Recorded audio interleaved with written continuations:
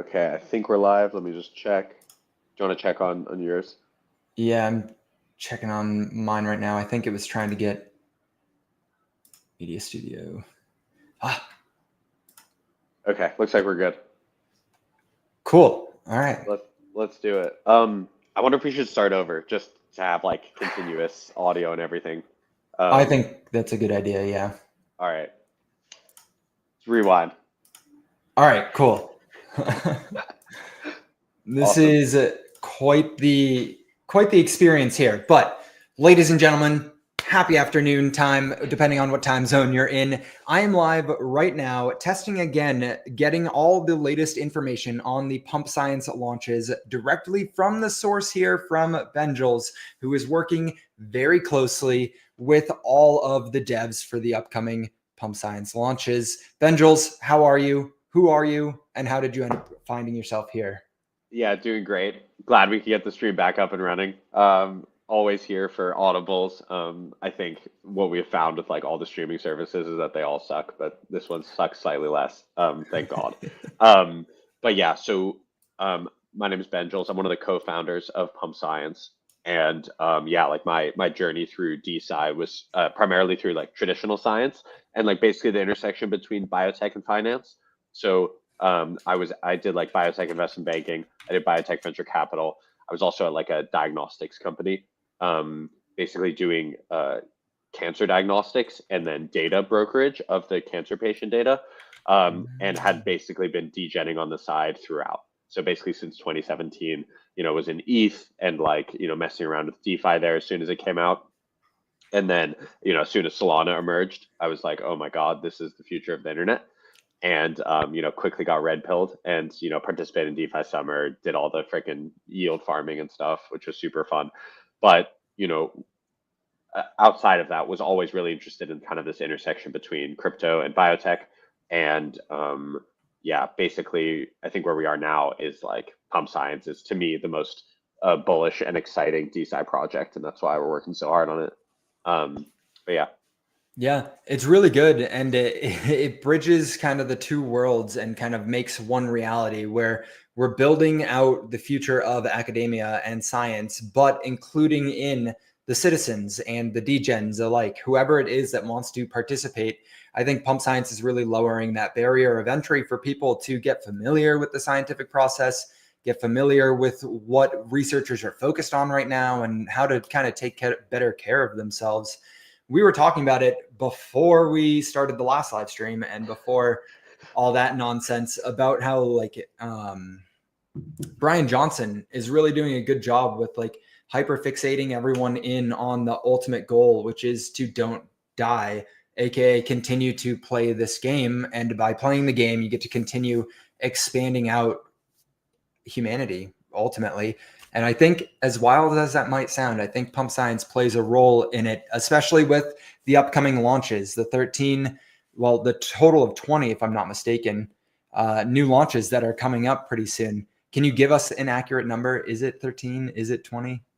Yeah, I'll have to get back to you on the exact number, Damn but it. it's somewhere between like I think 15 and 20. So I think what's important to remember is like, we're running physical experiments.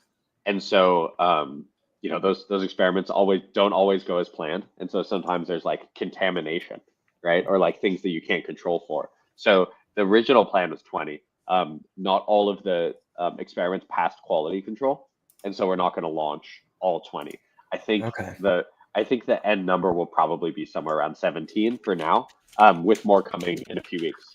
So, and then the goal is to like make the entire system a launch pad where like all these compounds get launched on a continuous basis, to perpetuity, and we just keep testing new compounds, like, and forever because we're never going to die. So, just Yeah. further and further optimizing for the rest of the time. Now, before we kind of get into the meat and potatoes of what everyone is likely tuning in for, as we know, everyone wants to hear as much information about all of the launches coming up as possible to kind of get that edge. I want to ask you about like the grand vision on Pump Science. Is this going to be a platform that like any kind of experimental molecules and compounds can be tested? Or is it like a very specific hand selected few that will pass quality control? That's a great question. So the goal is not necessarily for any molecule to be tested, but as many as make sense and are promising. So Okay. we want to place as few restrictions as possible, but some restrictions are necessary. For example, we can't test controlled substances, things like cocaine or ketamine, or what you can buy on the black market, right? We don't have like a license to test those, and so we can't test those. So all this is to say, like, we want as many as possible, but there are some we're restricted from testing. Other ones are like hazardous chemicals, so things that are known to be poisonous. Like, we don't want to harm animals. A lot of criticism that we get from like traditional science is like, you know, the degens might find it entertaining to kill the animals. Like, that's absolutely not our goal, right? Our goal is to extend the life of animals, help them live longer and healthier, and help us eventually live longer and healthier. So if we have evidence that something is poisonous, like, we're not going to test cyanide, right? Like, we know these things kill animals. Like, what are we wasting our time for? Yes, Right. it may be entertaining to some sadistic group of people, but we're not going to stand for that. So I think the point is, like, we want to test a large section of chemical space, find what's valuable, but not be idiots about it, right? Like, just have Yeah. some reasonable safeguards. So I think that's also important too. So there will be some sort of ethics check on everything. So like There's an ethics check on everything. Yeah. okay. Good to Yeah. know. How like robust is that ethics committee, or is it just everyone all hands on deck for it? I think we'll evolve it over time. I think that it's pretty binary though, just like in terms of, we know this thing is, it's either known to be toxic or it's not known to be toxic and it's worth testing. Mhm. Um, and honestly, when you think about it, like, I think what should happen is, if we can tie the economic rewards to the performance of the compounds in terms of life extension, then there will not be an incentive to submit anything that is hazardous or poisonous, Mm. right? So if Mhm. you can, so this is our goal, is to like make the game about making animals and humans live longer. And if we can make the economic incentives aligned with that, then like, why would you ever submit, a garbage compound, right? Right. That's going to do harm, or not, or Yeah. maybe, or like not even poisonous, but just like not helpful, right? Right. If so, that's the long-term goal, is just to align the economic incentives with the objective of the game, which is to live forever. How do you align those economic incentives? Like, is it through the token or is it Yes, through secondary markets? Like, how do you align them? it's a great question. So one, so there are lots of launch pads, right, for different asset classes. So like Pump Fund is a launch pad for meme coins. Virtuals is a launch pad for AI agents, and they have different kinds of token incentives. So like Pump Fund doesn't have any sort of like token incentives around anything other than getting in early, right? Mhm. Virtuals has this interesting model where it's like, okay, now you have the Virtuals token, and that is how the token pairs like get liquidity. I think there's a lot of interesting things you can do with Launchpad tokenomics that aren't currently being utilized. One thing we're going to experiment with is basically giving 5% of any token that's launched to the best performers that were launched previously. Best performers defined by which compounds extended life in each animal the most. So right now, Riff extended lifespan the most in worms. Euro extended lifespan the most in flies. So we're going Mm. to take 5% of the tokens that are, or 5% allocation in any new token that's launched, and give it, airdrop it to the token holders of Riff and Euro, because those are the best performers on the platform, right? And so what this does is it constantly gets people to gem hunt for the compounds that extend life the most, right? That's So cool. you're tying the economic incentive to the token, right? Or Yeah. to the desired end goal, which is compounds that extend life. So we're gonna experiment with that, and we'll see, like, does it create the behavior we want? Does it get people to buy the tokens that they think are going to perform the best scientifically, or are they constantly just following the hype and like which has the most vibrant community and stuff? So I think it's like, it's kind of a social experiment in and of itself, but our hearts are with the science, right? And so that's how we're gonna tie the economic rewards, because that's what we want people caring about. There's so many people that hop into our Telegram and are like, token, token, token, and nobody gives an F about the data, right? And so how do you get people to care about the data? Well, if you tie the economic rewards to it, now all of a sudden you've given people a reason to care. So that's a big part of what we're trying to figure out. Yeah, you kind of force their hand because if they want to perform the best, if their end goal is just token, token, token, in order to get that, you have to go through the data. So I think that's very novel, actually. I think that's a really cool experiment in and of itself with the platform. So I'm interested to see kind of like how that progresses over the coming like years, to be honest, because you could have one reigning king molecule that just it benefits everyone to hold on to that one molecule because every future launch gets airdropped to them. Exactly. And so this is a big reason to hold, right? And so like one thing we've been thinking about is just like, I mean, there's so many tokens out there that just like pump from hype and then dump, right? Mhm. And it's because like people don't understand what are the tokenomics and incentives to hold. Well, if you get continuous airdrops, because this is the top performer, that is an incentive to hold. We'll see if it's enough of an incentive for people to hold, but we're going to try and do our best, right, to keep those incentives. Yeah. And if I'm not mistaken, there was another incentive for, and it's a little bit of a longer play here, but with the end result of some of these compounds creating supplements, correct? So Exactly. that, could you elaborate on the incentive there and kind of that process, how you get from idea and Absolutely. launched to supplement line? Totally. And just for everyone's information, we just hired into onto the team an e-commerce and supplements like expert. So somebody who does this for a living. He's also DeFi native, so he worked for Synthetics. So he's very, very deep in the like supplements space and in the crypto space. So really excited to have him. We're just onboarding him now. And his objective is to create an e-commerce store where everyone can buy the supplements that represent the compounds that are launched on Pump Science. So the goal is, so if you think about what is the end game of meme coins? If you're in these communities, what you realize they're always looking for is listing on a tier one centralized exchange. You know, it's like Mm-hmm. when Binance, when OKX, when Bybit, when up, right? It's like, and the question is why? And the answer is to bring in more liquidity, right? So basically, the objective of many of these traders is to open up liquidity from these centralized exchanges to, bring more money to the token. We think that like it is interesting, but we're going to try something different, which is our end game is to develop a product that people buy. So rather than exit liquidity being users of a centralized exchange, our exit liquidity is sales from the product, right? And so the way that we're going to tie the product sales to the token is with buyback and burns. And ultimately, this is up for the communities to decide, right? So we don't want each of these compounds to be DAOs, so to speak, because voting is just it's cumbersome and Yeah. people don't necessarily want to do it. But this has to be a decision that's made by the community. It has to. And it'll just make everyone's lives easier if it is. You can get into the reasons for it, but this will be like one of the biggest decisions that the community makes. And the idea is they can vote for these buyback and burns to be enacted. And so if they are, then yeah, basically a certain percentage of the margin that comes from the sales of the products goes to buy back and burn the token, and it becomes yet another incentive to hold. Is there any possibility for revenue sharing with these or no? So that's what this is indirectly, Yeah. right?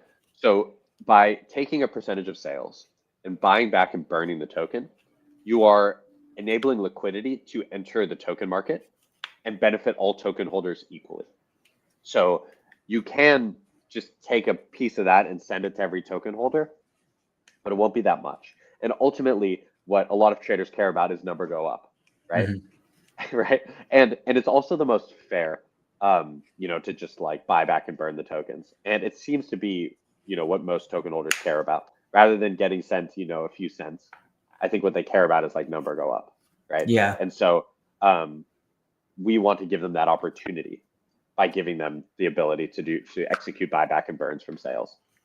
That makes sense. That makes a lot of sense. I think it'll be we see a lot of projects doing stuff like that where they're doing the buyback and burning the tokens just to reduce supply.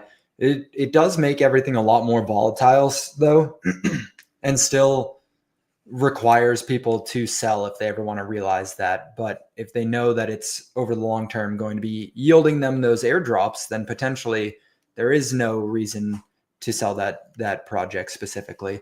So I think it's going to be novel, to say the least. It's going to be pretty interesting to watch it unfold. One other question I had while you were talking, because I know you're not going to be allowing any known hazardous compounds or known like scheduled drugs to be tested on them. What about brand new molecules? Because one of those things that we're seeing, everyone seemed to be rushing towards right now with AI, is that generation of new small compounds and molecules, just new folding formations. Would people who came up with novel ideas that in simulation work be able to test it in real life through pump science? 100%. 100%. I think it's not our first focus, only because it's going to be harder to do and take more time. Right?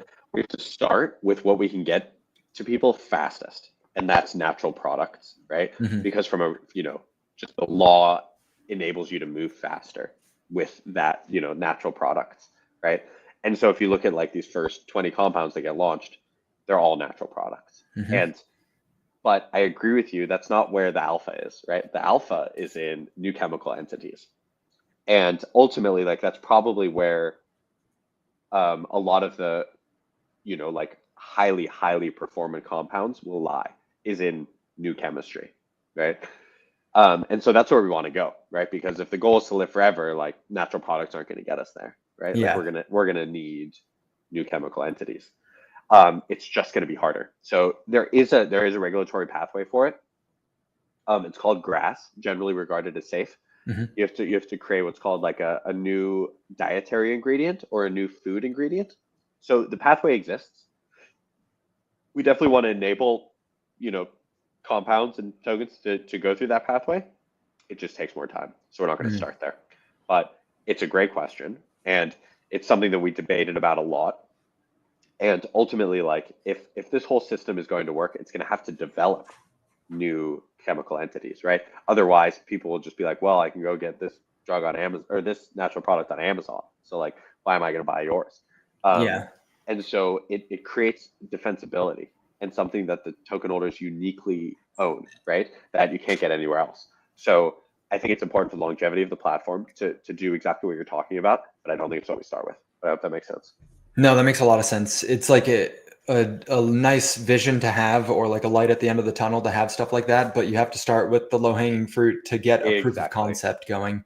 I am definitely, once my AI agent is up and fully functioning, expect him to reach out to you guys for some potential compounds to launch. Can you please? And like, I love Bill Nye, and I'm trying to, and we as a team are trying to push forward as many possible DeSci AI agents as we can. Obviously, the Batty framework just dropped from Big Pharma. They're definitely trying to push forward this as well and just make it easier for anyone to submit a new compound onto Pump Science. This is the goal, right? Is that like the agents are doing the proposal of the compounds because they know better than we do what should be tested. The agents can also assess the performance of each one better than us. Like, the goal is to set up a system where the agents can do everything and we can just go chill on the beach and just like take new longevity compounds that come out, right? And so that comes with the agents being able to propose new compounds, fund them, assess their performance and trade them in real time, and then at the end of it, tell us what to take, right? So basically like AI doctor, right? You should take this. It just came off Pump Science. It's very predictive that it'll improve your lifespan. Take this. Okay, thanks. Right? Right? Like that's it. Right? We're chilling on the beach, problem solved. Like the AI is moving as fast as that the physical world will enable it to test on these different animals. And we're just chilling and waiting for the new technology to come out. But yeah, like in the interim, it's all gonna have to be humans, right? Yeah. But I think you can very quickly see robo proposals, robo trading, and then robo like doctor. Yeah, telling you what to take. Yeah, what a wild world right now. Even the experiments on like the worms and the flies and mice and everything can be done just through robotics. Like you don't need necessarily humans there. But completely, you just set it up. You set it up, and then it's all cameras that are doing everything. Yeah, it's it's insane. And then the AIs to track everything and actually like scrape the data. It's compounding quicker and quicker than I think most people actually realize. And so first step, getting these 13 compounds launched and successfully out in the market, showcasing the capabilities, which kind of brings us into what I'm sure a lot of people are here to try and gain some alpha on. Can you go over any of the compounds or the ones that you are knowledgeable on right now, or where people could go for them? I know one of them is just caffeine, correct? Yep. One of them is caffeine. I'll just go down the list just so that like all of the, all of them are treated equally. We've got ginsenoside, RG1. We've got berberine and quercetin. We've got artemisinin. We've got ginsenoside, RH2. We've got dihydropyricetin and hesperidine. We've got beta nicotinamide mononucleotide. We've got caffeine and aspalathin. We've got berberine and punicalagin. We've got berberine and biotin, NAD plus and alpha ketoglutarate, caffeine. We've got oxaloacetate and glycine, vitamin C and vitamin B, berberine and resveratrol. We've got gossypol and catechin hydrate. We've got EGCG and uro. We've got EGCG monotherapy, and then we've got EGCG and sulforaphane. Those are the ones that all passed QC. I know they're kind of like a, mouthful, each of the different compound names. Yeah. And really what these drug devs are doing is memeing them, right? Which I think is so cool. It's like they're memeing each of these different compounds and making people aware of these products that otherwise they might not have known about, right? And if the data is good, then they can realize the value in them and then have a reason to care about what the heck any of those words just meant. I just said, it's like if they're just words, right? And it's like, okay, well, what is the value of them? They represent chemicals, and like, do those chemicals matter? Well, if they can increase lifespan, like that should be a reason to care about them, right? If you can literally take a magic pill that helps you live longer, like, whoa, like you literally eat time. Yeah. I think this commoditize it literally, and I think this will give people a reason to care about this stuff. And I just appreciate all the drug devs. They've been putting in a ton of hard work into doing a really hard challenge, which is like memeing science and making something inaccessible much more accessible. C90 would like for you to use those in a sentence. Yeah, thanks, but no thanks. Yeah, say them 5 times fast. Yeah, good luck. I was when I was making the video, kind of going through all of them and like reading, just trying to read the words over and over again. I was like, I'm not even gonna attempt this anymore. I'm just butchering myself bad. But it is cool. I noticed like a lot of those compounds are not by themselves. And one of them even used Euro again, which like Euro is one of the flagship launches that you guys have. So could you kind of explain why that's happening? Like, how is that possible that they can reuse Euro? Yeah, so the idea is that many of the interesting products that may increase lifespan may be the result of synergies between 2 compounds, right? So maybe berberine has an interesting effect on its own, but maybe it requires something else to really have a tangible effect on health span and lifespan. And so what we're kind of realizing is that these products may be valuable in and of themselves. They may require combinations in order to have value. And so we just want to test that out. Ultimately, like, you don't know until you try. Mm-hmm. And so the idea is launch monotherapies and combo therapies and, see what works scientifically, but also see what people want to buy, right? Mm-hmm. Because we're going to launch the supplement store. Like, do people want to buy these combinations? I think another important piece is like the intellectual property, mm-hmm. right? I was just going to ask. Yeah. So by having novel combinations, you can develop IP, right? Because it can be a non-obvious and novel combination that actually has the effect that enables the token holders to like have something that's defensible, right? That's unique, mm-hmm. and then they can defend in the market with IP. So yeah, that's a big part of what this is too. It's like it's a substrate for IP. What's like an example in the real world that people could use to conceptualize like a synergy between stuff and like how it is novel and might have a different impact? Do you have one off the top of your head? Yeah, so there's a drug called PrEP, if you're familiar, and it is basically it's prophylactic. Um, one sec, PrEP medicine. Pre-exposure prophylaxis, and what it is it's basically a prophylactic, meaning you take it in advance to prevent HIV infection. Hmm. So basically, lots of like homosexual men will take PrEP, and then they will never become HIV positive, right? It just prevents them from ever becoming HIV positive. And it is a combination of a bunch of different compounds and mechanisms of action. So the idea is with HIV, like the virus, is it can mutate. And so if you throw one drug at it, then it can like dodge the drug, right? Like, it's able to mutate and not not like completely get killed by one drug. But when you start throwing multiple, it becomes impossible to dodge all like the entire combination. So it's kind of one example where it's like, with HIV, the cure ended up being multiple treatments combined. There was no like one individual cure. But you take PrEP, and basically these guys never get HIV positive. So that's kind of one example. That's interesting. So the actual virus HIV will mutate into a bunch of like already known formations, and so if you just throw one or two therapies, it'll switch and stay still active. But if you throw all of them, it can't mutate. That's really cool. I did not realize that. So that's like, yeah, probably applicable for some Yeah, people so here.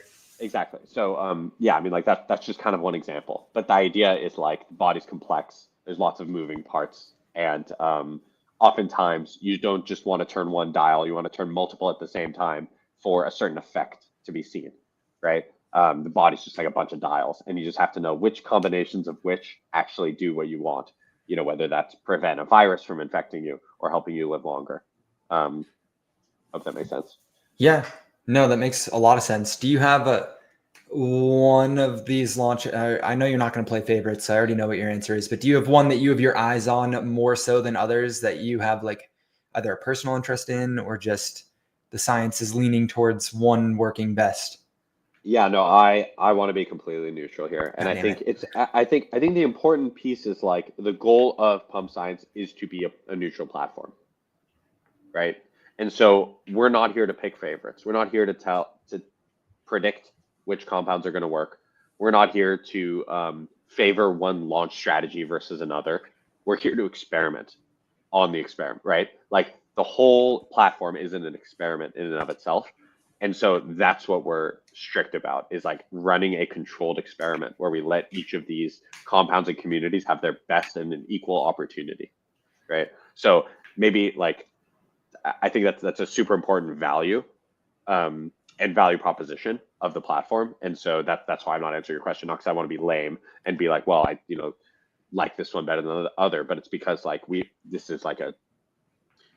is something that we will never ever do is favor an individual compound or community for certain reasons, unless it's clearly doing badly, right? Like if you have a compound that's clearly like harming the animals, it's going to have to get dropped, right? And that's just to preserve life, right? Like we're playing a Yeah. life maximization game. But before the compounds get launched, once they are launched, if they're not harming animals, then we will support every community.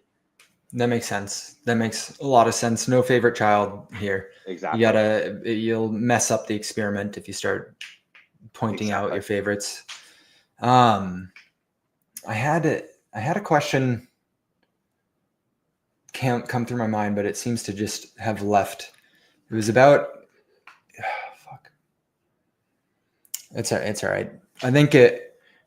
I do have another question. It's a little bit of an obscure one, but did you get my DM about that infected account or infection, the I pandemic did. account? Yeah, I did. What were your thoughts on it? Because I saw them absolutely explode in like popularity recently, and it's like for anyone who's listening, I'm not trying to just shill this. I know we're trying to stay focused on these molecules, but it was about like 30 different diseases that they are putting a token associated with. They're pure meme coins. There is no, to my knowledge, real science happening here. And they're trying to go out and infect as many wallets as possible. And I suggested that we find a cure from Pump Science to go overpower some of the infected wallets. I'm curious from your standpoint, like, did you look into it at all and how they exploded in popularity? I looked into it a bit. I think, viruses obviously have a really good meme energy, especially as of late, right? Just because like we all all of our lives were just changed by a virus. Um, I also think it's an interesting idea to bring awareness to like, anything biomedical, right? Um, and also just like bring awareness about viruses is super important just because like in terms of like pandemic preparedness, it's not something people care about until you have a disaster, Yeah. right? And then by then it's like too late, right? Yeah. And then you're just playing the reactive game. So I think all of that's good. Man, maybe you're not gonna like this take, but as cool as I think meme coins are and how much they bring new users into crypto and how they create so much excitement and cults and community, I think our goal is to leverage those same principles to actually change the physical world. And I'm sorry if that's cringe, but like if something doesn't actually affect the outside world other than this digital video game, I just care about it a lot less, right? If you're developing an agent and that agent is helping to come up with what experiments should be run, it's auditing science, it's doing all these things that push humanity forward, dude, I'm all for it. I didn't feel like I forget what it's called, infected or something, is going to change anything other than where people put their crypto, right? Which to me is interesting, and like attention is cool. And I think what's so cool about crypto is like you're able to watch capital follow attention, and attention is the ultimate currency.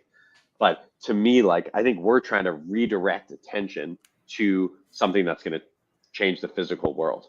And if that's lame, that's lame, but we think it's pretty cool that we can potentially use crypto, use memetics and meme coin tokenomics to produce a bunch of chemicals and products that give people time, physical time, and let you continue to play the game, right? And so Yeah. we think that's cool. That's where we're putting our energy, and that's where we hope our community puts their attention.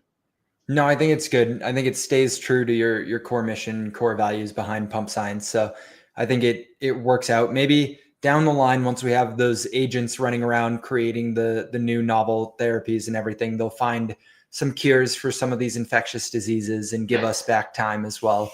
But not yet. Right now, focused on those longevity focused compounds. A lot of them, in fact, are in partnership with VitaDAO, correct? They're all in partnership with VitaDAO. All okay. So the genesis of these compounds, which the devs didn't pick, I didn't pick, etc., they were chosen by the VitaDAO community. So I think like 2022 or 2023, VitaDAO launched what's called the Longevity Prize. Mm-hmm. And I think the URL might just be like longevityprize.com. Let me check. Yeah, it's just longevityprize.com. And basically what it was is a VitaDAO and Vitalik and Justin Sun funded research effort to test a bunch of different community proposed chemicals at Aura Biomedical, which is the research lab that's running the worm experiments, the C. elegans experiments. And so they wanted to like basically see, put D side of the test. If you just crowdsource a bunch of ideas for different compounds that can be tested, can you increase the lifespan of an animal, right? And so these 20 are from what was proposed by the community. I did not realize that Vitalik and Justin Sun had a role here in down the line butterfly effect, had a role in now what's going on at Pump Science. I don't think I'd realized that at all. So most people in the chat probably didn't realize that either. Totally. It's pretty cool, honestly. And it's just, I think it's a very interesting story. It's like DeSci at its core. It's like you have, rich, famous people in crypto funding a decentralized group of scientists to submit compounds, and then, now we can launch them, each one of them as tokens. I think to me, it's such a cool, kind of full circle story. Yeah, no, without a doubt. And then we're seeing like even just in society as a whole, like once people get an egregious amount of money and they realize that they can just kind of do whatever they want, they all have that little midlife crisis that it's like, oh shit, I just spent half my life trying to get all this money. How can I get more life back? And then they all Exactly. funnel that money back into longevity. So this is an avenue. It's such an interesting question, which is like, when, like, if people are playing the game, which is accumulate resources, then resources no longer become scarce. And then you start to ask yourself, like, there's always a new game to play, right? And so when you've accumulated resources, and now that's no longer scarce for you, what becomes scarce? And it's like time and health, right? Hmm. And so if I offered you $10 million, but you didn't get tomorrow, you wouldn't take it, right? So it means tomorrow's worth $10 million to you. Like, how cool is that, right? You're basically a millionaire. So I think this is like, I think it's a super interesting point, which is like, these guys get crypto rich, and then what do they care about? They care about living longer and time. And so I think one needs to have that mindset, regardless of where you are with your resources or in your financial journey. Is like, ultimately the end currency is time and attention. Yeah. No, I've been saying that for a while, just that attention is the ultimate driving factor for everything you're doing. Even like you look outside of what's going on here in crypto and Web3 and you go look at anything out there, like why people advertise and pay so much money to get an ad on the Super Bowl commercial, or why Super Bowl participants, football players get paid so much. It's because they've capitalized such a large segment of attention, even down to like why this chair costs money. I'm going to use it to allocate my attention to a task. And so that chair has an attention associated value to it. And it's like it's kind of crazy to really break it down and think about how society is focused on attention. And ultimately, whatever can bring in that attention to DeSci, I'm inherently bullish on. I'm inherently excited to see. I think that is the important piece. It's like, we are finally getting attention in DeSci, and you were here before we were, right? You personally were here in DeSci paying attention when nobody else was, right? And like, you're getting a lot more attention now that there's more attention on the DeSci space as a whole. Yeah. And if you think about, like, what does it mean to, like, be early on something, it means to give it attention before everybody else does, right? And that's what we think DeSci is still in this early phase, where it's like there's more attention on it now because CZ and Vitalik, tweeted, but there's still much more to go, right? And that's why we're here, is because we think that there's not enough energy and attention being placed on the space. Yeah. And it's an important question of, like, how do we get more attention into it? Well, let's launch a bunch of tokens. Let's launch a bunch of compounds that people have never heard of, and get them to pay attention to all these random compounds that we listed out earlier that they otherwise never would have heard of, and put attention to them, because maybe some of them are worth giving attention, even though they never had any before. I think there's one last point, which is like, with the good attention comes the bad attention. And I think you've been seeing more than anyone all the negative attention we've been getting.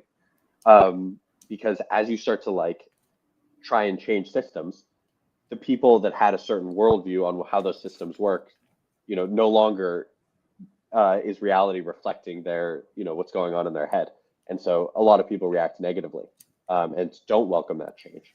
And so, I think the fact that we have haters now is fantastic, right? Because it's a bullish signal, because the same reason people hate Brian Johnson despite him doing something extremely impactful, it's like, if you have no haters, then you're not doing something important enough.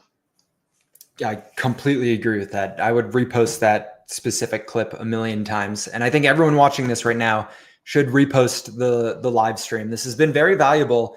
And with the little bit of a mishap we had in the very beginning, I would greatly appreciate everyone helping spread out the live stream again.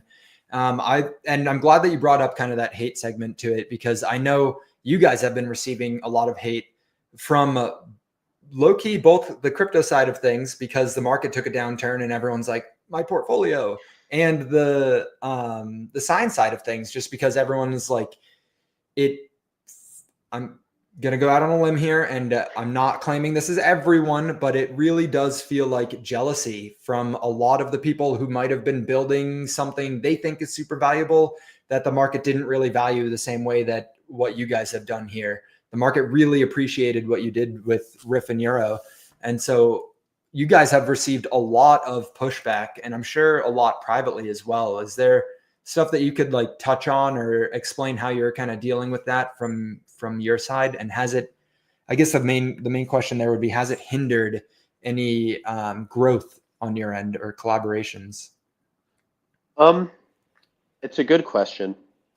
I think it's just kind of honest. Like, I don't want to play victim here at all. Like, we have an incredible opportunity. We have a great project and team, and we have a support from so many of the other different DeSci projects. I think it's just more like we have been getting excluded from a lot of stuff. I don't know if it's people are like, well, they have enough attention already, and like we need to fight for ourselves, and they don't need any help. I have been feeling a bit of that.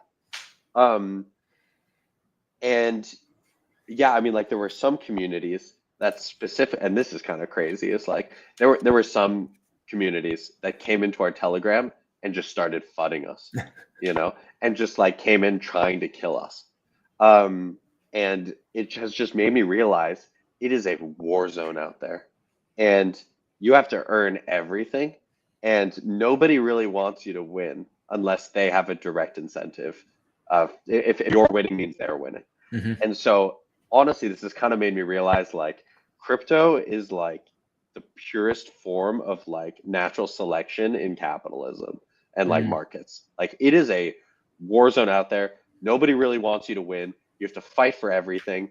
The more success you have, the more you piss other people off and they try to take away from that success. So like we're just getting started. I wouldn't say we've had some successes, but by no means are we guaranteed to survive, but we're going to fight to survive. And whether other projects like support us or not, like we like if they don't, then we're going to have to play our own game. And if they want to collaborate, we are here to collaborate. This is Web3, right? This is all about collaboration. And we're here to collab with any project that can help us survive. And we want to help other projects survive and become part of this, DeSci infrastructure that survives the bull market and survives the bear market. And so, yeah, like we haven't been getting support from everybody. That's okay. It just makes us fight harder. Yeah, absolutely. You said it perfectly. If you're not getting some level of hate, you're probably not doing something worth actually doing. So it's a good metric to know that you're on the right path, is if people are opposing what you're doing. And ultimately, in a hyper efficient market like Web3 and like crypto, the capital allocation is going to go where it belongs, and it's going to stay wherever it can find the most value. And so through the whatever happens in the future, whatever bear market ends up coming and hitting, the products and the projects, the people who are actually building something that can help push humanity forward, and I'm talking to DeSci, is going to be whatever keeps that capital the longest. So I think it's just a waiting game. Time, again, we circle back to time once more. Dude, I was going to bring it up, which is like, and you said it yourself, like capital will always flow where there's the most attention, and attention and time are the most scarce, right? So like there will always be demand for time, Mm-hmm. regardless if it's bull market or bear market. People will always want more time. And so if you can work on something that gives them that, I think hopefully you'll survive. And that's our thinking. It's like, Yeah. I don't know if we necessarily are gonna like be massively successful, but if we're offering time as our product, then there will hopefully always be demand for it, regardless if it's bull or bear market. It's such a crazy idea for people. Like the product here is actually time. You're betting on whatever compounds can provide the most time for people, which is really cool. Exactly. Exactly. That's it. Speaking of betting, if I'm not mistaken, you guys opened up secondary markets, correct? You guys had like, yeah. Why don't you talk about it? Because I don't know where I saw this information. Yeah, for sure. So we have prediction markets opened up on opened up on hedgehog markets. So I can just send that through in the chat.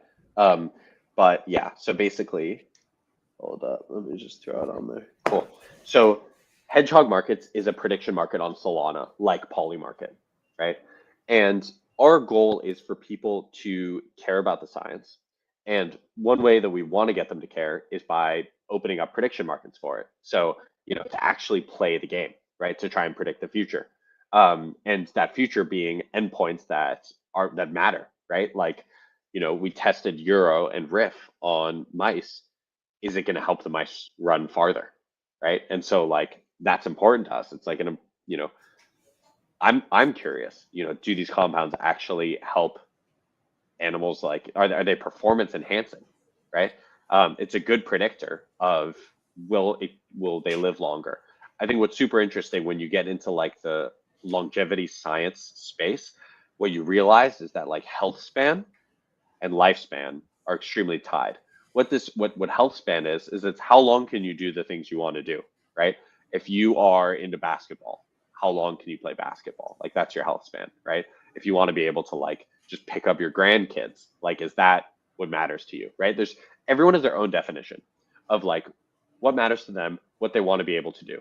But that is health span. You may be bedridden and live a long time. I don't think anyone really wants to do that. You just get bored, you're in pain, blah, blah, blah. Not great.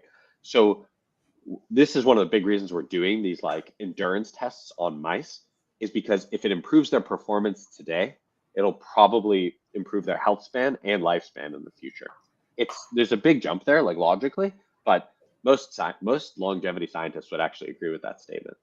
And so a big part about pump science is not just being able to like participate in these prediction markets, but to like care about the science and to, basically be able to like turn science into sports, basically, right? And so, sports betting is like super popular right now, and it's only growing in popularity. But there isn't really like sports betting for the nerds, right? And for the people that care about like science. And so I'm super excited about this only because like I'm excited to be able to bet on science, right? And leverage the knowledge that I have to be able to like make predictions in terms of, what is the outcome going to be of an experiment. And this is also something that we think will actually lead to better science is like, if you have betting markets around it, then the economic incentives are around doing valuable research and also rewarding the people that can predict the future the best, whether it's a person or an agent, right? We think this will lead to not only like more science, but better science as well.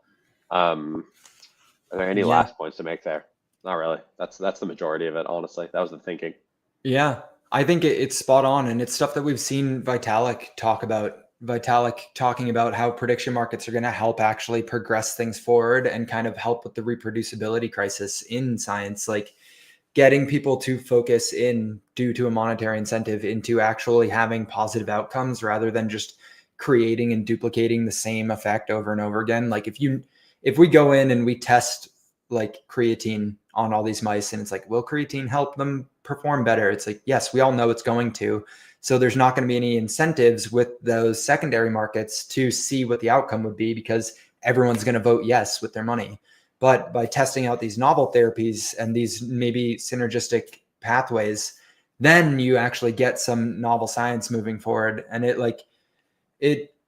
was a while ago, but Research Hub had posted about this kind of topic a little bit, not necessarily talking about prediction markets, but I think it ties into it a bit, where it's like if you give humans something to measure their success, the goal becomes optimizing those measurements rather than the actual underlying goal of maybe like living longer. And so if you can make those like measurements align directly with the outcome of living longer, then you get people's incentives aligned on a deeper level. And I think that the secondary markets here do that perfectly. Yeah, I couldn't have said that better. That is perfectly said. Let's go. Let's go. Nothing to add there. That was well put. Hell yeah. My brain was firing on all cylinders right now because I'm on a stimulant. Join the club. Let's Go ahead, Bob. go. Let's go. Always, Yeah. That's always, why always. I just got zones delivered in, not Oh, Zins, nice. zones. I'm a lozenge guy. What are But anyway, lozenges? they're basically like candies, and you just put them like, you know, basically where you would put a Zin. Mhm. But they taste better, and I don't know, Zins give me like this weird like lightheadedness, and Yeah. these just hit. So I get these like Walgreens or CVS. They're great. We're getting Um, off topic lock here, but I'm going to lock be you in. looking at No, no, what. no. I mean, like nicotine is very, very potent nootropic. They have tested it for people that have Alzheimer's, and you can improve cognition in people that have Alzheimer's with nicotine. Um, and there are lots of things in cigarettes that are carcinogenic, and nicotine is not one of them. That's interesting. I have seen a lot of like shift on socials, not so much in the last like month or so, but prior to a lot of people waking up to nicotine being a nootropic and like the health benefits, quote unquote, of like moderate nicotine use. One thing I think a lot of people don't realize is that nicotine is an organically it's a molecule that is in all of the vegetables that we already eat. Now it's very low doses and low amounts, but like all green cruciferous vegetables have nicotine just in it. You actually need nicotine to survive as a human. So it's just maybe not in the same doses that are in Zins, but that's okay. Yeah, I mean, like I think the important piece here is like there are some things that are natural and good, some things that are natural and bad, some things that are synthetic and good, some things that are synthetic and bad, right? Like natural does not necessarily mean good. Addictive does not necessarily mean bad, right? Like Hmm. nicotine is certainly inherently addictive, so is caffeine. It Hmm. doesn't make either of them bad. The poison is in the dose, right? And Mm, also in the route of administration, right? So if you're smoking nicotine, probably not as good as if you're just doing it orally, right? yeah. And so like there is more nuance to this stuff. It's not as simple as just like natural good, synthetic bad, and addictive bad, non-addictive good, right? It's like it's more complicated than that. And I think yeah, like understanding that nuance isn't always easy for people, but it's super important. I completely agree. C90 says not a sponsor, but what is that nootropic again? What is Oh, nicotine or just no, like not nicotine, the specifically? product that you had, yeah. Yeah. So I just get it from CVS. Lozenge. Ah. Yeah, they're great. They sell them in 2 milligrams. Literally, I wake up and immediately pop this in and lock in. Not gonna lie. I don't Yeah. blame you. I don't blame you. Anyway, Pump Science was made on these. Every So, great founding story has some sort of nootropic tied to it. You can actually you can see a direct correlation to the performance in the stock market if you overlay the supply of Adderall in the United States. When we run out of unbelievable. Adderall, stock market starts going down. When we get surpluses, we start going up again. Crazy. It's Crazy, nuts. crazy, nuts. Absolutely nuts. Yeah, and honestly, like maybe this is like a good tidbit, but our primary goal at Pump Science is all the like longevity work and health span stuff, but we're really excited to like dabble with nootropics as well. We think it's another really interesting area to get into because it's not just important that we are healthy like in our bodies, but also healthy in our minds. And it's also a super important aspect of longevity is brain health.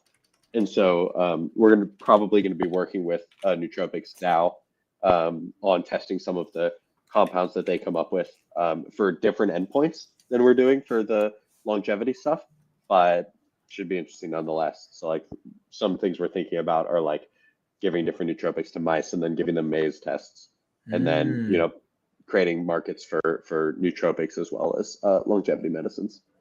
I think that'll be really, really interesting. Would that kind of I talked to Jillian about that a while ago. Would that kind of stuff like potentially come out this year? Or is I that think stuff so. that's down the line a lot longer? I think so. I think like we're not gonna be as conceited as to think that like we have the working formula. I think we're gonna try and create one like research pipeline, and that's what the worms, flies, mice, humans pipeline is. But as soon as that's like cooking, I think very quickly we want to figure out what other pipelines should we develop. And I think a nootropic pipeline would be super interesting. And also the way you think about it, it's like death is so far away that a lot of people don't care, Yeah. right? It's just like it's whatever, 70, 80 years from now. So like it's hard for people to care about what affects them later, nootropics affect you every moment, right? Like Hmm. if you take something and it works, like you feel it right now. And so maybe it's a way to get people to care more today. And so to me, it's why I'm super excited about it also, because it's like a nootropic is basically a you know, brain health therapeutic that you take every day, right? That just delays, brain degeneration. And so it may look like a nootropic today, but in the future, it's actually like a brain health drug, right? Yeah. Um, that's just preventative. And so I think it's just a very interesting way to reframe the whole like longevity mission is by like stuff that helps you today. Um, so anyway, I think that's why we would do it because it's also in line with our mission. It's just like different endpoints. I was gonna So that, say it would draw in attention from the arguably some of the most productive people in humanity, people that are actively trying to use their entire brain and find the compounds and substances that allow them to retain information better. They're gonna be like, oh shit, wait a second. I could propose using nicotine X, I don't know, magnesium. I don't know what the synergistic compounds would be, but like, and see if there is some sort of enhancement here. One thing I saw actually was like something that you can take before you take Adderall, which was to like reduce the anxiety and the jitters that some people get with it, which I thought was very, very unique value proposition from people. So that kind of stuff you could even be testing out here on Pump Science. totally, totally, Yeah. totally. And I think Nootropics DAO is going to lean into that quite a bit. And just like, yeah, what is the optimal concoction of compounds you should be taking every single day, whether it's for longevity, whether it's for your brain, like I just want like a powder that I can just throw in my drinks and just basically have an IV of that. That's Yeah. good for me. That's good for me, right? And Right. so I think this is a super interesting area of research to go down. And I think it's where DeSci can be super valuable because you can just test with a bunch of different people, right? And actually gather data in a very, low friction, decentralized way to figure out whether this stuff actually works, right? And Yeah. so, yeah, I think the future's bright for DeSci. I think nootropics and longevity are two great applications for DeSci. So, yeah, super excited about both of those. Yeah, it'll be very impactful. And I think you touched on another thing, and not to like circle it all the way back to attention yet again, but one of the main value propositions in DeSci that is that community side of things where you can actually then get a large subset of volunteers to go take your compound because they've watched the entire scientific process. They feel like they have a role in its development, and so they are way more willing to actually contribute into whatever it is that you guys are trying to study. And that goes for everything across DeSci. And so like by getting more attention and harnessing more of that social capital, you can actually bring in people that aren't scientists but are willing to take your new nootropic enhancing drug, and then you can actually do your clinical trials potentially, because like a lot of that plays into the kind of the valley of death where a lot of projects, a lot of drugs, a lot of therapies, a lot of ideas die because they don't have enough money or people to get through that clinical trial phase. So I think DeSci, like citizen science, plays a huge role in it. I think this is super wise because, and even if you just ground yourself in like the current pharma and biotech system, one of the hardest parts about getting a drug to market is recruiting for the clinical trials, right? Hmm. And so like, we've got the whole DeSci community that's just like, I'll play, you know? Yeah. And like, if you give me some tokens in the compound, I will definitely play, you know? Yeah. And so like, I think we've always thought about just like investing as money, but like, why can't you invest your body, right? And why shouldn't you be able to receive economic upside for having invested your body into testing a new compound, right? It's something that the traditional healthcare system has just completely neglected, right? Yeah. When you enter a clinical trial, yes, you get the drug for free. Maybe it'll work, but you don't get like upside in the drug that you're testing. Right. Right. What if we could do that? You know? Imagine some ownership that does like it play into, because during when I was at college, we had a whole like course section on the ethics behind incentivizing people to join clinical trials and stuff. Have you guys or you given thought into that? Like, is it too much of a reward to gain equity in the actual compound? Like, if you're trying to get people to participate in the clinical trials of an experimental drug and someone from an impoverished area joins, and the incentive is some subset of something that might turn into millions of dollars, like, do you think that regulators would have any kind of problem with that? I think they would definitely have a problem with it. I think the right question, though, is what is the best system, Mm. right? Like, what is going to move humanity further, the best, right? So I think regulators are going to have issues with everything in DeSci, right? Both from the tokens to the compounds to incentives, like all of it. Like you could, from a regulator perspective, you could look and cut up and criticize from lots of different angles, right?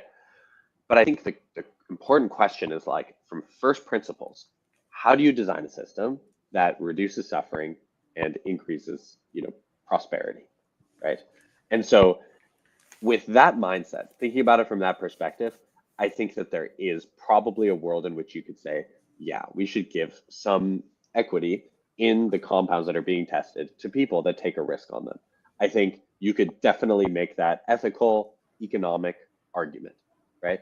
I think we just need to experiment and see what works. And to your question of like, that person in the third world country, is it ethical to give them a compound with upside if they participate? Well, let them decide. And the argument might be, well, how the heck are they supposed to know, right? Whether they should do it or not. And the answer is to make it informed, right? It's like to give them the information that helps them make an informed decision on whether or not it makes sense to them, both financially and physically, like with their health, right? So I think that there is a playbook here, right? And there is probably a system and a protocol that is ethical and also achieves our desired ends, which is to improve humanity.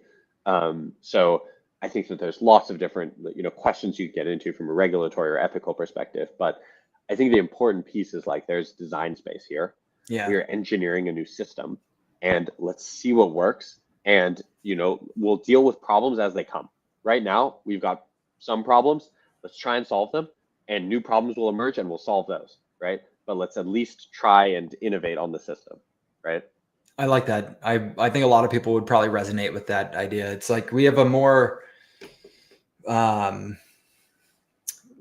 much larger problem overhead of people dying prematurely due to lack of resources like this that are right around the corner. And so getting those to market quicker, I think, takes precedent over being careful that you don't give someone too much money because they helped get that product to market. God forbid.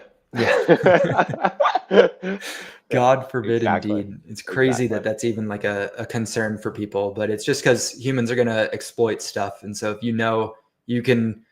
if somebody is a bad actor and they know that they can convince 1,000 impoverished people to come do XYZ for them, they're going to do that. And there will be somebody who tries it. And it's just a matter of like not exposing them publicly, because we're in a public landscape. That's where crypto comes in. That's why you chose blockchain to do all this, is because you can put it on an immutable ledger and expose them blatantly, and then just hope that they collapse on their own misfortune. Totally. Go ahead if you had something. No, all good. I mean, like there's tons of different examples of this, but yeah, we don't have to get into each one. Yeah. I was going to try and prompt everyone who is with us right now watching to go through and ask some of your questions. I know your brain is roaring to life right now.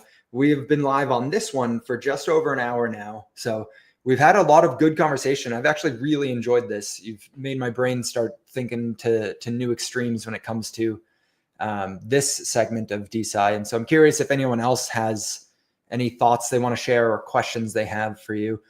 I'm sure we'll be able to keep going. I want to really dive into some of these compounds and launches, but I don't know how much you're able to share with these 13 molecules. I know you already said, and maybe it's worth repeating, that February 18th is the current expected launch time or launch day, and that it is a free for all for all of the devs to decide when to launch their own. So that's the important piece. So like as soon as the product and the protocol are ready, like we'll open the gates. And then in terms of actual launch strategies, like we don't control that, the devs do. And so like for that specific information, it'll be case by case with each of those devs. So I would, join their Telegram groups if they have one, follow them on Twitter if they've created one. And yeah, just like that, that's where the information will drop. And like we're the platform, we're not controlling the launches. We just control when the gates open, and then the arena does what the arena does. Yeah, you get to let the market decide stuff. C90 said he needs an upper decky to come up with these deep questions. I like C90. I like C90. Yeah, I like him too. I am curious because you got to go on a live stream with Thread Guy when the peak euphoria was in the market around DeSci, and when the peak euphoria was there for Riff and Euro. How was that live stream from your POV? Because obviously everyone here obviously watched the whole thing, but we definitely didn't get to see some of the behind the scenes stuff. So were they interested actually in any of the science and the potential there, or was it purely that degen standpoint? It's such a good question. I think their primary focus and interest seems to be in AI, right? And I don't know whether that's just because they personally are interested or that's just because where the money is going or some combination therein. But like coming back to the whole attention game, it's like at least we got to go, like we as the DeSci community, which like I had the honor of representing, we're able to get in front of those guys, right? Mm-hmm. And so to me, that's a win, right? Mm-hmm. And whether we turn them into, PhD gens right away or not is like, I think beside the point. I think the important point is like finally we're on the radar of more generalist degens that are just following, crypto, generally speaking, looking where the opportunities are.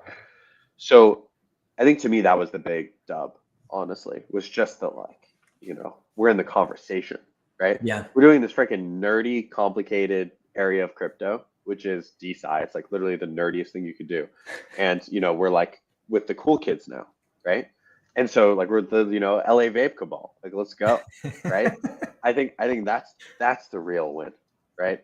It's not like, okay, are they going to go, head first into DeSci and just like completely ditch all the AI meta, ditch, the doggy coins and come play DeSci, but just like that we're at least in the conversation at this point. So yeah, I think that there will need to be more projects that launch.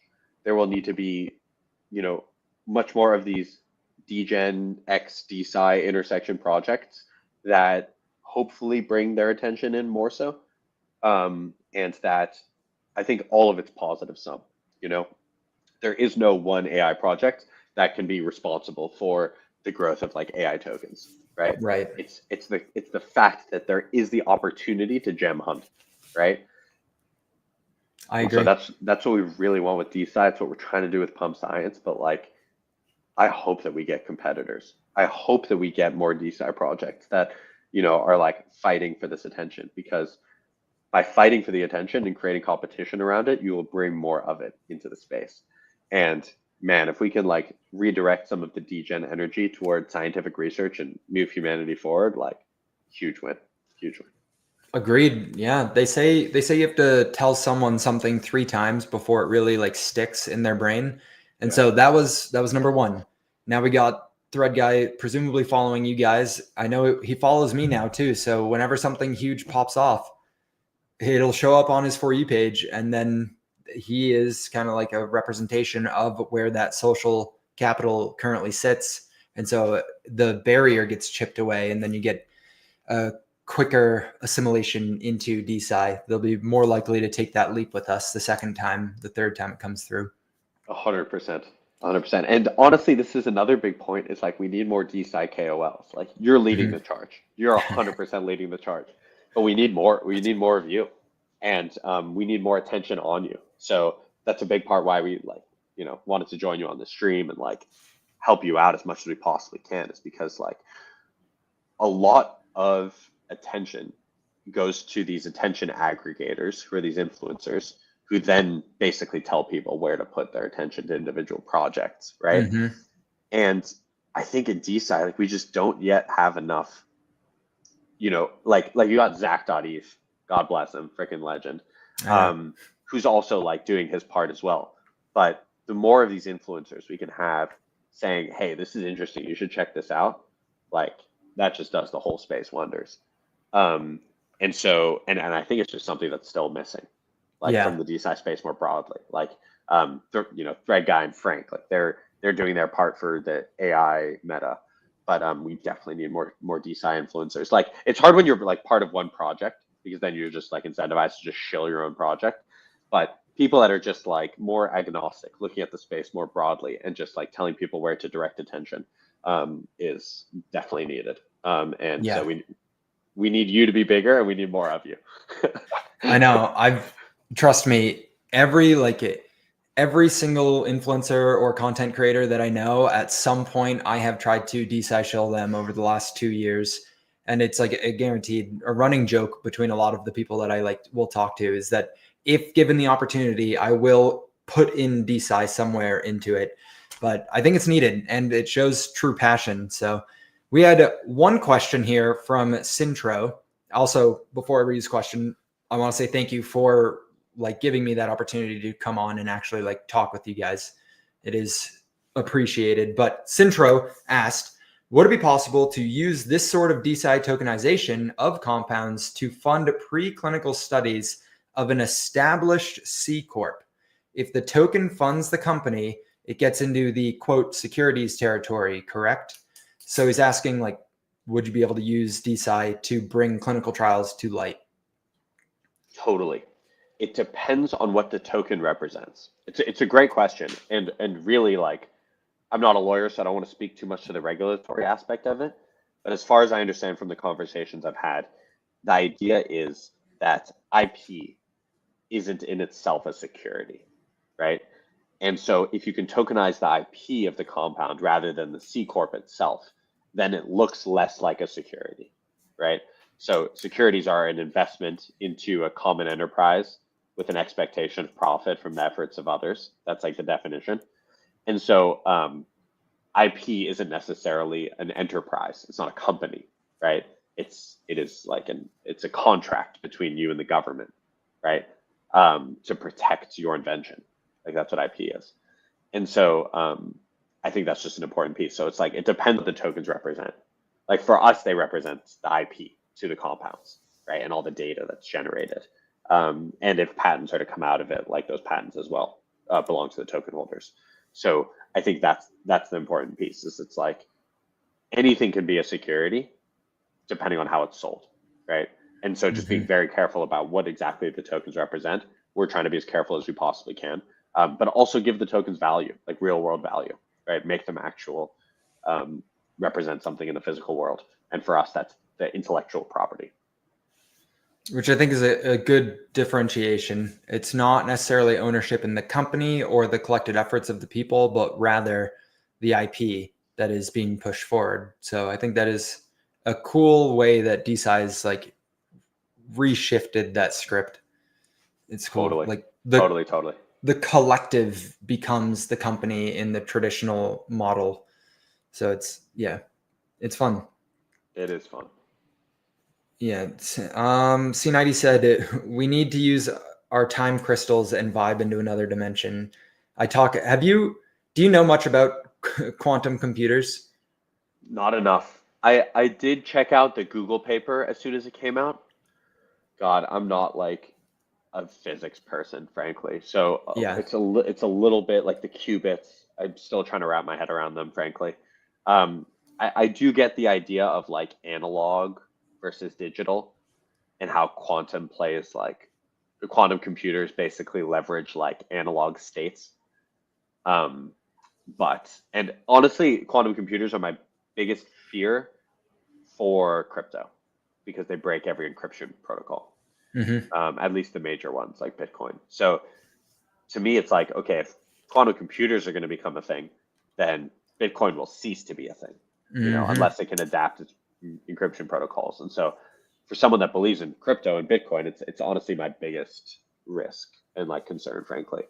But as to like how they work, when they're going to come out, when all this stuff is going to, when they're going to break all these encryption protocols, I have literally no idea. Yeah, I think it's still a little bit away, but it is coming quicker and quicker than people realize, just because of how quickly the quantum computers are able to expand. Like I think most people, even the people working on it, aren't really understanding exactly how all this stuff is happening and how it works. We just know that it does work. But like every additional qubit that you add into the system, the computational power doubles.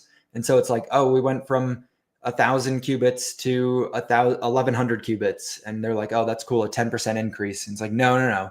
That was 10 doubles. They did 100 doubles on top of what they were doing. So it's like things are going to change really, really quickly. But I don't want to get crazy in the weeds on quantum computing here on this, just because it's like way too complicated. But that's what he was saying with the time crystals. They found frozen fourth dimensional time within quantum computers. So everyone digest that for a second. You can. I'm not smart enough to understand that, honestly. Tokenizing time, though. Maybe we can tokenize those time crystals, literally frozen time. I need some more upper deckies to be able to understand quantum computing. Need a little bit of something. Oh man. But this was good. Do you have anything else you are just dying to talk about, or any things that are really burning for you to get off your chest? No, I think we've touched on a lot of it. I think the important piece is like we're experimenting here. We think that this is a promising approach. We appreciate all the support for those that are excited about it too. And we're just going to keep fighting because we believe in DeSci so much. We want to see it become a reality. We're going to, fight for survival. And we think this is our best weapon is pump science. Right. And so, super excited about, what the rest of this bull market brings, whether, we can generate a bunch of super interesting products that help give people time back, show them the promise of DeSci, and actually help survive the bear market. But yeah, we're just so fired up that, the community has given us attention and are excited by this, and we're trying to make the most of it, and just appreciate you and your community being interested as well.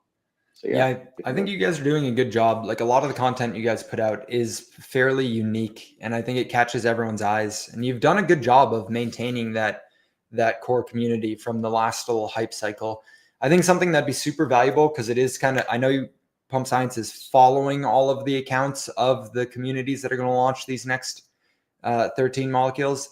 Or compounds. I think you guys should make a list. I think you guys should put out a list here soon of who exactly everyone should be watching and paying attention to. Cool. Yeah, I think that's a great idea. Someone says, we will do that. Someone says, are you dropping a token? Get this, NBands. They are not dropping a token, but there are 13 new tokens coming to Pump.Science starting as early as February 18th. So keep your eyes peeled on their website. Again, Pump.Science for these launches. Go join the communities. If you scroll up in the chat, I put a link to the post I did that has them listed out if you want them immediately. But things are going to heat up very, very quickly here, so long as the King Bitcoin does not dump and the market manipulators. Yeah, they're definitely trying. They're making their best effort. They're trying. Yeah, we'll survive. And it is only 13 right now, NZ. They had initially 20, but not all 20 of the proposals passed their board, their investigation. And I know we'd already talked about that, so we don't need to necessarily cycle through the whole thing again, but there will be a lot more in the future. And we covered a lot of the ideas behind things on this, so it was good. Yep, and there will be lots more coming. So 13 soon, many more coming, ideally thousands. Thousands. Ideally it becomes pump fund level scale. So Oh my let's God. go. Let's go. Let's go indeed. It's going to be fun. It's going to be really fun. So, but thank you. I appreciate you dealing with me on this and the nonsense from the beginning of this. And hopefully it was all recorded, correct? So they'll be able to come back and rewatch it. 100%.